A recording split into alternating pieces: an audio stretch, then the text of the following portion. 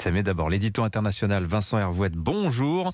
Bonjour Dimitri, bonjour à tous. Vous nous parlez ce matin de ces renvois en cascade au sommet de l'État en Ukraine. C'est le dénouement du premier scandale de corruption depuis le début de la guerre. Oui, d'habitude, la guerre fait les voleurs et la paix les fait pendre. Machiavel l'avait écrit et ça reste vrai, sauf en Ukraine où c'est le contraire. L'Ukraine est un pays pillé par des oligarques restés impunis, une terre de razzia, de rackets, de hackers, de prostitution massive, de mères porteuses d'impunité permanente, où depuis 20 ans les hommes politiques se font élire en promettant de lutter contre la corruption et se contentent de faire semblant.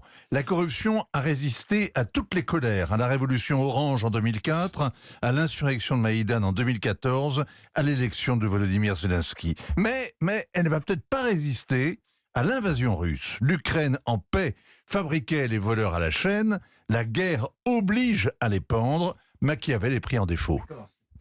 Pardon, mais comment cela? Comment ça se fait? Parce que hier, le président s'est débarrassé de 5 gouverneurs, de 4 vice-ministres et de 2 personnages qui semblaient intouchables, son porte-parole et le procureur général adjoint. Le procureur général adjoint. Oui, les magistrats sont particulièrement corrompus. C'est sûrement pas de gaieté de cœur d'ailleurs que le président a ordonné cette purge. Il a fallu qu'un média bien informé, et on se demande d'ailleurs par qui, révèle une surfacturation dans l'achat de vivres pour les militaires. La présidence a attendu 4 jours pour réagir. Le mois dernier déjà, et il avait fallu que les Américains sanctionnent le procureur du tribunal administratif de Kiev pour que Zelensky le limoge. La guerre oblige les dirigeants ukrainiens à rendre des comptes aux Occidentaux qui tiennent le pays à bout de bras et qui disposent de puissants moyens de renseignement dont ils ont besoin sur place.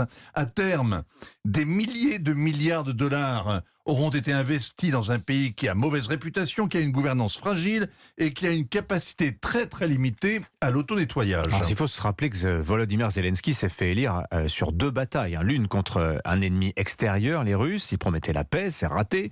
L'autre front, c'est l'ennemi intérieur, les corrompus. Il y a 1 an, à la veille de l'invasion, Washington le jugeait sévèrement. Zelensky a protégé ses amis, il a bloqué la création d'institutions indépendantes, il n'a pas déraciné les réseaux occultes dans l'administration.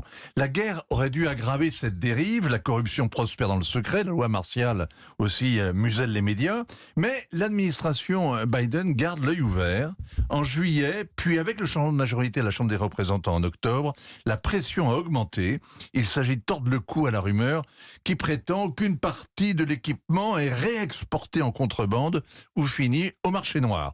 Les Européens qui répètent que l'Ukraine est une démocratie qui défend nos valeurs devraient être aussi vigilants. L'Ukraine était 144e sur 180 en matière de corruption en 2013, selon Transparency International. En 2021, elle était 122e. 8 ans pour gagner 20 places. À ce rythme, il faudrait 1 siècle pour atteindre le niveau moyen des Européens. Signature Vincent Hervouette. Merci beaucoup Vincent.